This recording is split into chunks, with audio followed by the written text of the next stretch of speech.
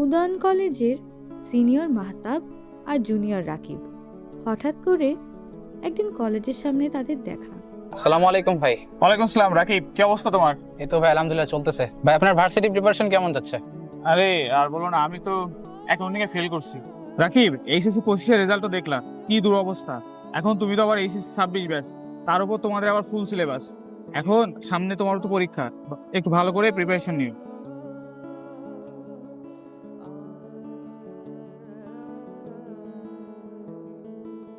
SSC ও সমমান পরীক্ষার ফল প্রকাশের পর সারা দেশে চলছে সমালোচনার ঝড়। 60% নিচে পাশের হার গত 20 বছরে যা সর্বনিম্ন। ফলাফলের এমন ধসে বিশ্লেষণে নেমেছে আন্তঃশিক্ষা বোর্ড, শিক্ষা পরিসংখ্যান ব্যুরো সহ অন্যান্য প্রতিষ্ঠান। এইচএসসি 25 ব্যাচের রেজাল্ট বিপর্যয়ের অসংখ্য কারণ রয়েছে। তার মধ্যে অন্যতম কারণ হচ্ছে রিভিশন না দেওয়া। তার উপর আমরা যারা কমার্সের শিক্ষার্থীরা আছি, অ্যাকাউন্টিং এর অঙ্কে হিসাব মিলে না। ফাইন্যান্সের সব সূত্র মুখস্থ, কিন্তু কোনটা কোথায় অ্যাপ্লাই হবে সেটা কি জানি?